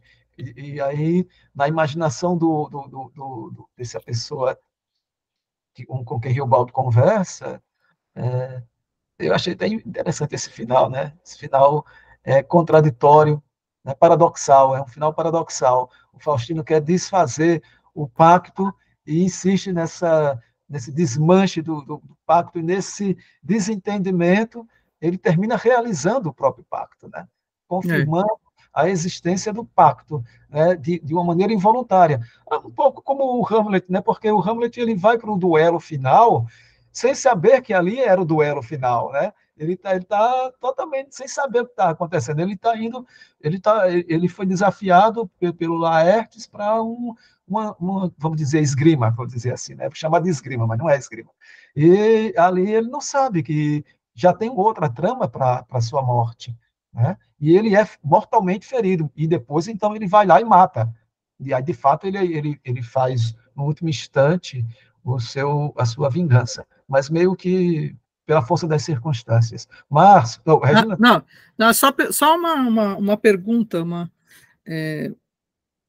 coisa que me intrigou aqui também, que é essa reiteração que aparece, acho que umas 3 vezes, né, que o Zé Bebelo desceu o rio numa balsa de Buriti. Que sentido que tem isso? Alguém sabe? Alguém tem alguma referência? Eu só sei assim, do entendimento que eu vi, é que ele e os 4 humanos estavam a pé, né? Eles não tinham cavalo, quer dizer, eles não tinham meio algum para o deslocamento naquele território, né? E eles precisavam se posicionar, e me parece que a balsa de Buriti, quer dizer, esse instrumento feito de maneira artesanal, de maneira, vamos dizer assim, as brutas, né, pelas circunstâncias do momento, né, que permitiu a eles esse crescimento. Eles se tornaram grandes, né, e conseguiram combater 30, né, sendo 6, né, 6 combater 30. Não sei, mas eu acho, não sei dizer exatamente qual o significado, mas na minha cabeça essa imagem é muito forte, muito poderosa, né? Esse repetir desse garoto, ele diz 3 vezes, né? Ele diz isso 3 vezes. Para mim, isso é muito forte. É meio que como se tornasse ainda mais mística a figura do Zé Bebelo. Reiterasse essa força mística dessa personagem, que todo mundo sabe aqui, né? Uma personagem importantíssima nessa narrativa, uma personagem de um valor muito grande, né? Então, me parece que é uma reiteração dessa mística em torno dele. É isso? Parece, fiz uma pesquisa rápida, um meio de transporte comum, inclusive os romeiros utilizavam, né? Faziam até como se fosse uma casa, né? Faziam a balsa e cobriam com Buriti. Olha isso, incrível. Manda aí pra gente, lá no Google. É exatamente essa imagem que... É uma imagem assim, de muita fragilidade, eu acho. Então, assim, a fragilidade desse aparato dele mostra a grandeza dele, porque ele lutou contra pessoas, muitos homens a mais, a cavalo, e ele numa balsa de Buriti, e pôs todo mundo para correr. Né? Desculpa, mas é que Buriti é uma madeira leve, é uma canoa que não afunda. E aí, na próxima leitura, ele vai se referir aos tipos diferentes de madeiras que fazem as canoas, e o Buriti é uma garantia de que ele vai conseguir descer o rio Paracatu sem afundar. Desculpa, não é, está na frente. Não é madeira burra, né? Não é madeira burra. Não é madeira, isso. Daqui a uns dias a gente vê isso aí, a questão da canoa, né? Da madeira, a madeira da canoa. Mas eu gostei disso do Carlos, e trazer essa outra referência ali. É como se fosse também até uma certa antecipação do que iremos vivenciar daqui a 15 dias, né? Quando formos fazer aquela leitura maravilhosa. E o que eu quero dizer, que eu esqueci de falar, é que a gente vai ler, o próximo encontro a gente vai ter uma quantidade bem curta de páginas para serem lidas, porque nessa leitura da travessia do São Francisco, a gente vai ter uma quantidade maior. Então, meio que vai compensar, tá certo? Uma coisa pela outra. Eu estou até pensando assim, que nesse dia 16, talvez a gente tenha que começar um pouquinho mais cedo para dar conta da leitura toda e da discussão, que vai ser imensa. Imensa. Esse é o trecho mais importante para mim do livro, o trecho mais belo. Mas agora é o Márcio. Só uma coisa, lembrar ainda sobre a questão dele descer o rio Paracatu, é porque o Zé Bebelo estava exilado em Goiás. E aí o caminho para chegar, ainda mais que eles não tinham montaria, o caminho para chegar no Rio do Sono, que o Rio do Sono, por sinal, deságua no rio Paracatu, é justamente descendo o rio Paracatu. Então, de Goiás, que está mais a oeste, para você chegar no Rio do Sono, evidentemente teria que descer o rio Paracatu. Então, assim, geograficamente também é plenamente coerente aí a rota que ele traça, né? Certo. Perfeito, Paulo. Márcio. Opa, gente, tudo bem? Eu queria, sei lá, falar nessa leitura que a gente fez hoje, né? Aparecem dois tipos diferentes de chefes, né? Que são diferentes e não são tão diferentes assim. Porque tem o chefe Medeiro Vaz, que é de uma extração tradicional, né? É um chefe tradicional que Guimarães o inscreve com ecos de cavalaria, né? Tanto é que ele é o rei dos Gerais, é uma espécie de Carlos Magno do sertão. Joca Ramiro é um par de França, uma espécie de Rolando do sertão, que é um certo tipo de poder que é exercido no sertão, poder tradicional. E aí ele apresenta um outro tipo de chefe, que é o Zé Bebelo, que já não tem muito esse lance com a cavalaria. O lance de Zé Bebelo é com a modernidade, né? Ele encarna a modernidade, ele encarna um discurso de modernidade, de uma promessa para um sertão novo. Um sertão com escolas, um sertão com fábricas, um sertão com hospitais, né? Então você tem... Né? Você tem dois tipos de chefia, né? Uma chefia tradicional e uma chefia moderna. Veja que Zé Bebelo fala muito em lei, fala muito em progresso, mas é interessante, ele fala também em ordem, só que hoje ele deixou claro, ele fala em ordem e ele falou em desordem. Porque, apesar da diferença entre esses chefes tradicionais, que são todos senhores de terra e de pessoas, existe uma semelhança entre eles, que é aquela chave de leitura que já foi dito antes, que o sertão é penal, é criminal. Eles utilizam a violência de manhã, de tarde e de noite. Porque Zé Bebelo promete fazer uma coisa moderna, diferente, mas ele vai torturar e executar um camarada que estava ali escondido para fazer uma tocaia. Ele vai roubar Rézir, né? Ele confisca gado pelo à medida que ele vai progredindo pelo território, ele rouba, então, bois, etc., etc. Ele julga os filhos de Rudogério de Freitas de uma maneira, veja, completamente tradicional, não moderna. Ou seja, o discurso de modernidade de Zé Bebelo é pura aparência. Ele não quer trazer a modernidade para o sertão coisíssima nenhuma. Ele é um oportunista, ele quer ser deputado, né? Ele é um oportunista, ele quer ter poder, ele quer ter destaque. E é interessante que Riobaldo está só observando esses chefes, né? Porque Riobaldo vira chefe já. E aí ele vai... Riobaldo eu acho engraçado quando ele vira chefe, porque ele é um Zé Bebelo piorado, né? Porque ele é também extremamente violento, ele chega a estuprar mulheres, ele fica perdido como o Zé Bebelo, que o Zé Bebelo ficou perdido, né?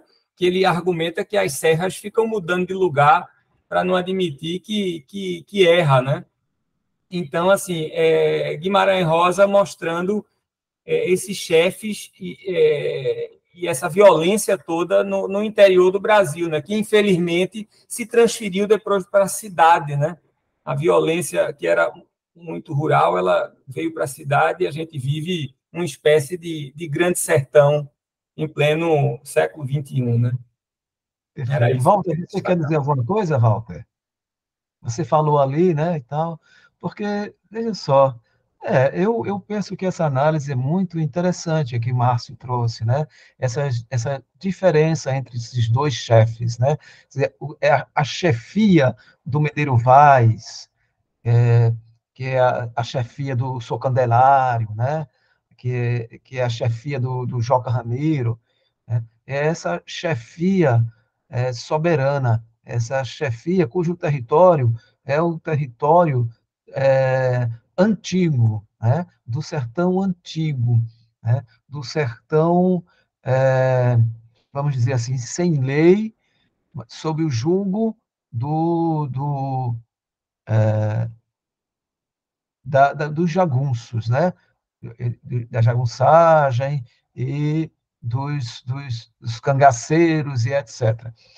E o Zé Bebelo significaria o momento da transformação, dessa transição de um Brasil monárquico, agrário, para uma presença maior do Estado, né?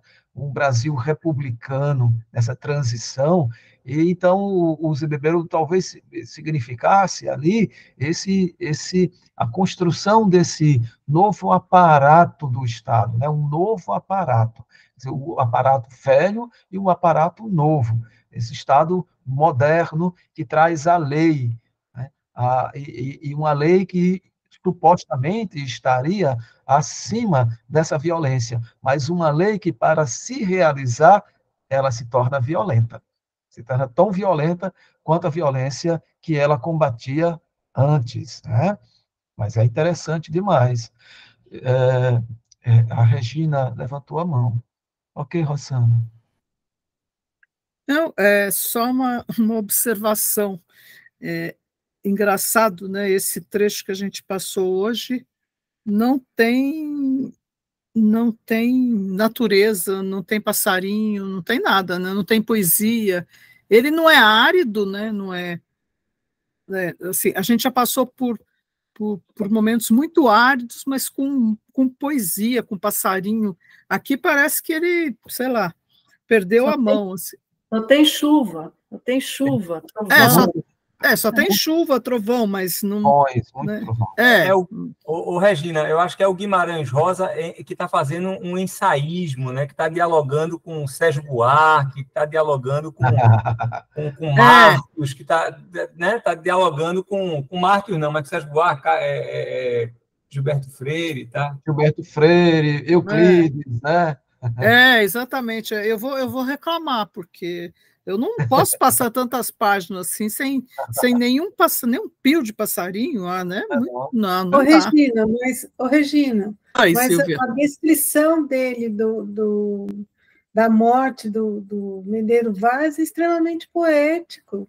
Não, mas mas é outro tipo de poesia. Ela está reclamando da ausência de... parece do sopro lírico, né? Do sopro lírico, do sopro lírico, exatamente. Não tem paisagem, não tem uma coisa que você pode pintar ali, não tem uma aquarelinha que você pode... Tem um barulhinho do rio que era de bicho de bicheiro.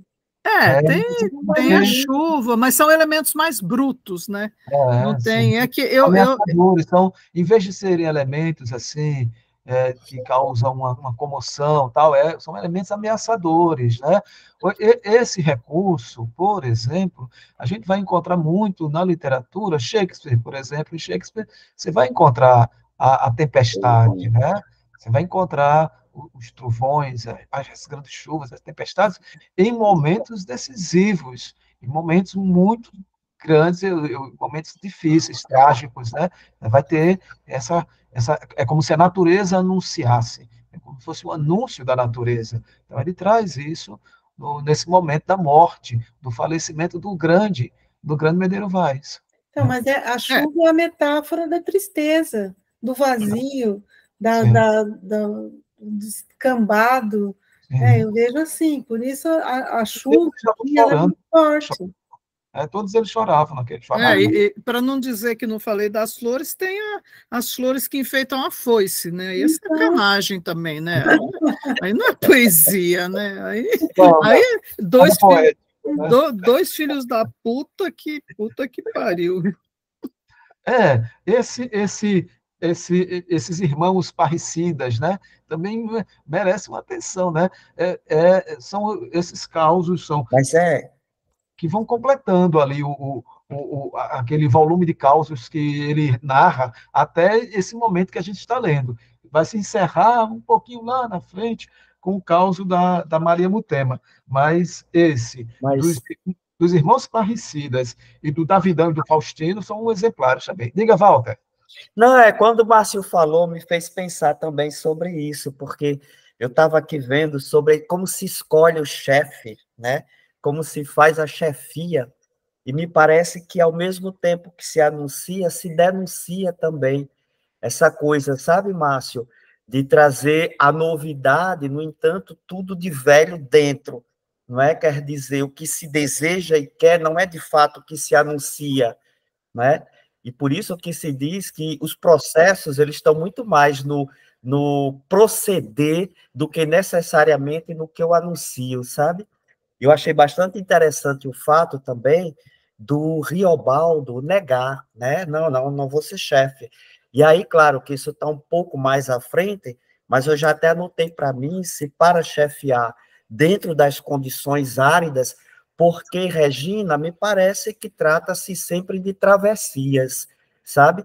E esse momento da morte do Medeiro Vaz e de uma situação em que precisa de um chefe, e uma coisa muito estranha para mim dentro dessa configuração é que me parece que o chefe, ele é tudo integrado. Então, quer dizer, na hora que a gente aceita a chefia, é lealdade. Então, nós vamos seguir a ordem, né? Então, isso, para mim, é bastante interessante. E aí, quais são as qualidades para aquele que vai dizer o caminho, apontar como vamos realizar a vingança, né? Que aí é a objetivação do grupo. E aí eles nominam de Judas. Então, tem muito dessa cultura cristã também dentro desse processo todo, né? De que ele está pensando. E aí, uma coisa que tem me chamado a atenção, eu vou até ter que me debruçar muito mais sobre isso. Eu fico mais calado porque eu aprendo muito escutando vocês. Mas há uma desconfiança sobre o uso da palavra, de como ele usa a palavra e de como ele ajuda a gente a compreender muito mais a gente mesmo. Então, as minhas leituras do Nego Bispo, a minha leitura agora dos indígenas, que eu até anotei para mim, se Guimarães Rosa tivesse tido conhecimento da cosmovisão dos povos cariris, dos povos indígenas, talvez ele tivesse outra abordagem em alguns aspectos, sabe, do ponto de vista da integração, de como se dá esse movimento, esse processo. E o que eu achei estranho é o fato de Riobaldo negar e, no entanto, ele decidir. Porque quando ele vai dizer assim, que de Adorim refere-se a ele. Foi você mesmo, Reobaldo, quem governou tudo hoje. Quer dizer, foi você que negou, que disse que não ia ser chefe, que governou tudo. Foi você quem disse que. E, no entanto, uma configuração muito próxima destitui o Marcelino e põe o Zé Bebelo para chefiar, né? E que ele nasceu para ser chefe. Então, quer dizer, ele só sabe chefiar. Eu achei isso muito interessante.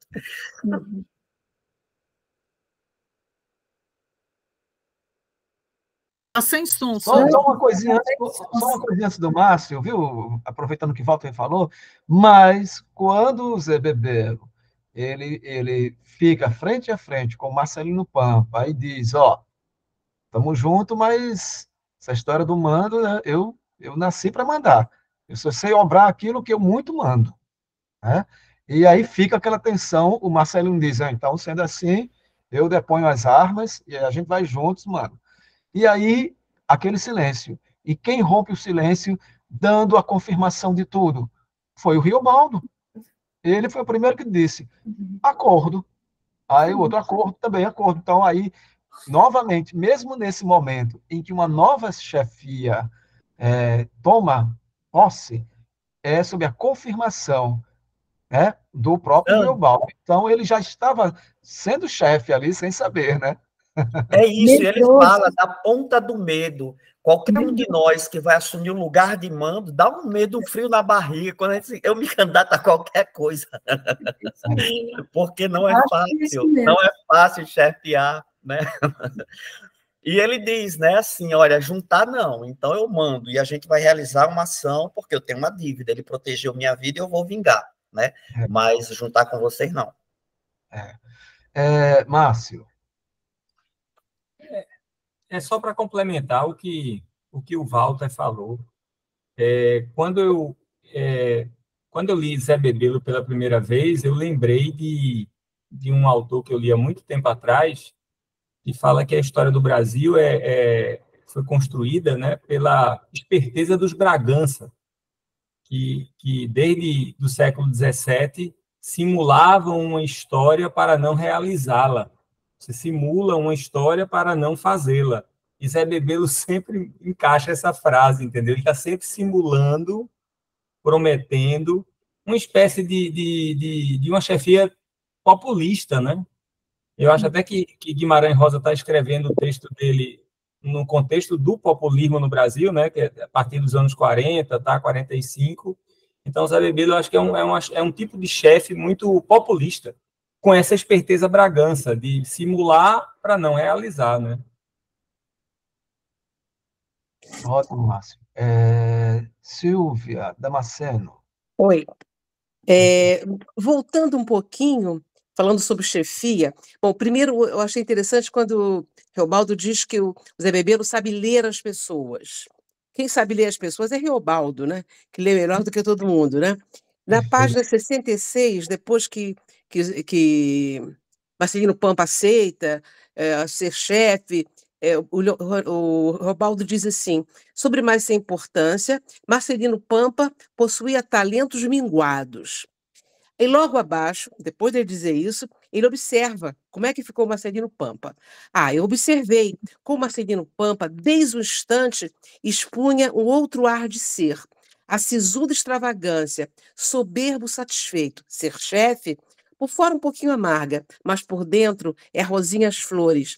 A vaidade, o desejo de poder, né? O que é que o poder faz em todas as instâncias. O sujeito que é medíocre, que não pode nada, que está ali, mas aí só esse título já dá a ele essa vaidade, sabendo que não vai conseguir fazer nada. É uma passagem rica essa, não é? Perfeita, perfeita. E a gente vai ver isso, essa capacidade do Riobaldo, que a Silvia alertou aí, né? Que é ele, Riobaldo, que pega as pessoas no ar. A gente vai ver na sequência do julgamento do Zé Bebelo, lá na frente, a gente vai ver que naquela roda tensa, ele, olhando as pessoas, ele entende todos os esquemas políticos e as divergências, ele entende ali, só olhando, só observando, ele é um bom observador. Né? Só para retomar aquilo que o Márcio fustigou com relação a Zé Bebelo é o seguinte: uma coisa que é muito forte, a gente vai ver aí na próxima leitura, essa leitura da próxima semana, que é mais curta, a chefia dele, como ela vai se colocando logo no imediato, né? Por isso que eu quis separar um pouco, que essa chefia logo no imediato, ele assume agora e quais são as providências que ele vai tomando.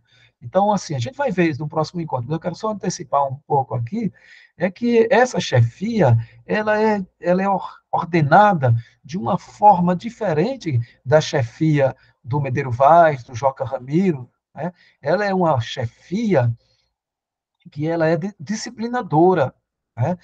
Ele vai montar drongos, ele vai fazer exercícios, ele vai estipular ordens específicas, ele vai atribuir funções, ele vai inquirir habilidades dos sujeitos e ordenar tudo aquilo e traçar mapas de guerra, né? Então, o Zé Bebelo, ele representa, de fato, esse momento do Estado moderno, o Estado ordenador, o Estado que olha para o território, escaneia o território, certo? E disciplina os corpos. Porque o Zé Bebelo teve iniciação militar, né, do Estado, e não a iniciação dos fazendeiros, que é a iniciação dos fazendeiros, né, nos jagunços. Os jagunços são homens brutos, né? São homens brutos, não são homens disciplinados, no sentido da disciplinação do Estado moderno sobre o corpo, né? Que é diferente. Então, o corpo do soldado é o corpo do homem disciplinado, que obedece a ordens, né? E tal. Então, tem essas diferenças também. Regina, aí, Silvia, você... Não, acho que você a não... Silvia antes. Já falei, só não sei apagar esse você aqui. Já falei.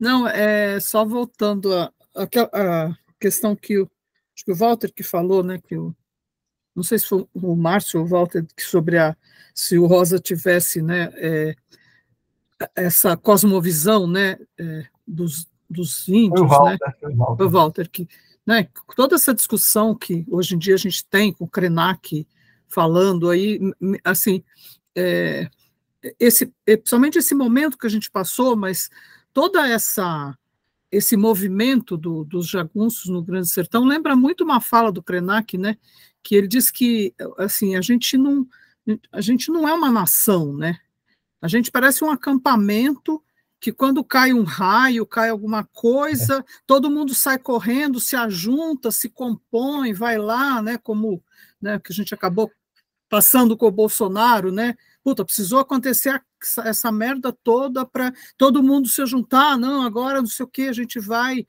né, tirar o cara, quer dizer, mas não tira, né, então é muito, me lembrou muito essa fala do Krenak, né, e é mais ou menos isso nos jagunços, né, isso que o Zé Bebelo fala, né, eu não vou juntar com vocês, eu vou vingar, mas a gente não está compondo, né.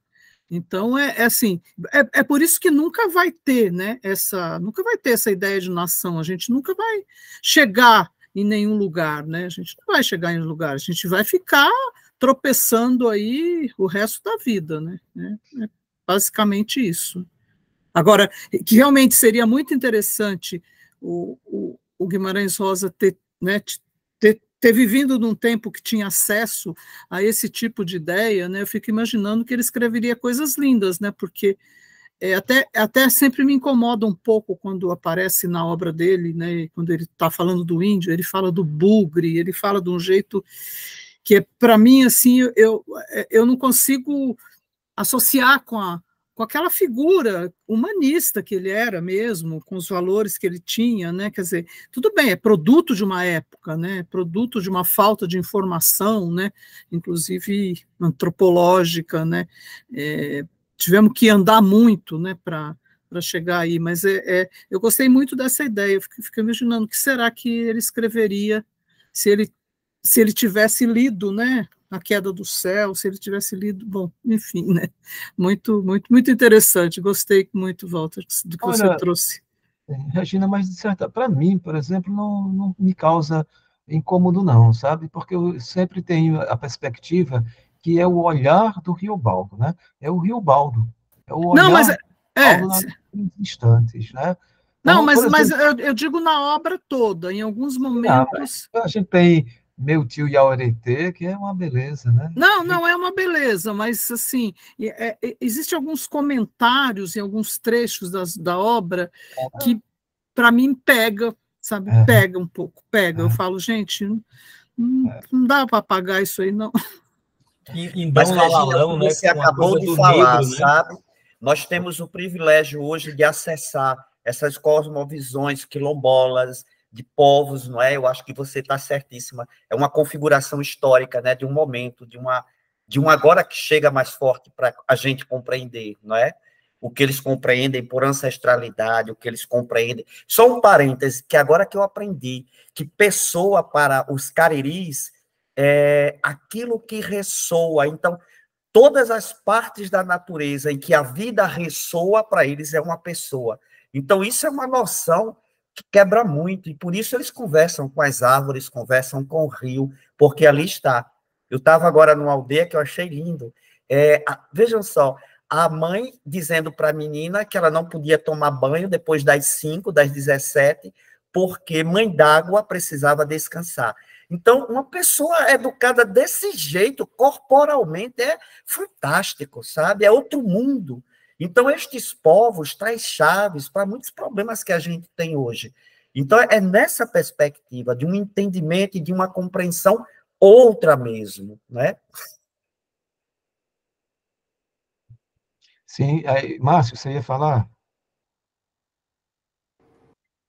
Não, era só para ir na mesma linha do que Regina falou, aquela novela do Corpo de Baile Dão Lalalão, que o Soropita ele espanca um negro, né? Que ele fica quando ele tem um ciúme, não sei o que lá, me incomoda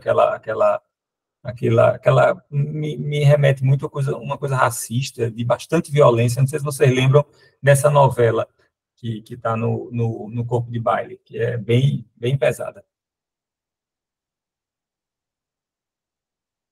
Mas aí, se a gente for ver a hora e vez de Augusto Matraga, logo no começo, né, quando ele está naquela quermesse, que aparecem as duas prostitutas, né, aí aparece uma prostituta é, bem, bem pobrezinhas, né, que ele vai olhando assim para ela, se desvaloriza total, né, e aí uma é negra, ele despreza, ele já critica lá que é negra e já vai ficar atrás da outra, que é a Sariema.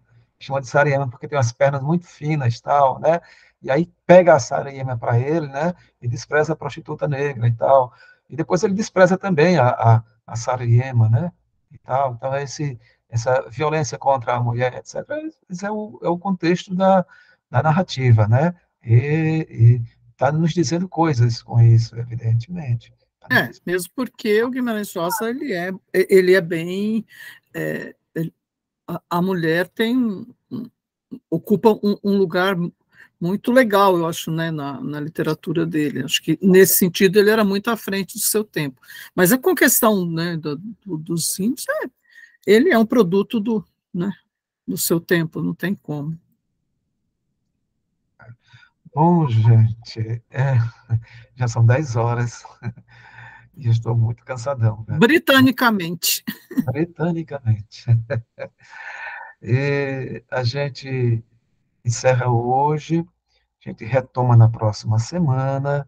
Como eu disse aí no começo, nossa leitura vai ser menor, para a gente ter um tempo, vamos dizer, de moer e remoer tudo que já lemos, poder dizer todas as coisas que nós queremos dizer e que ficou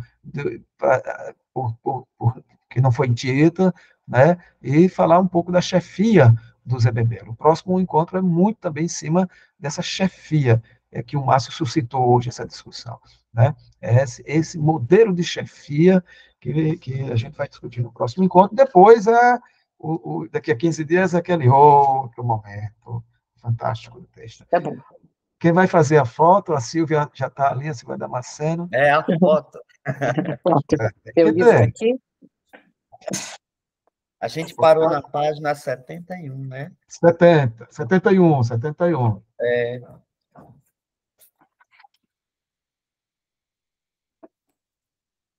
Ah, ih. Alguém Sandro, mais? olha aí. Aqui.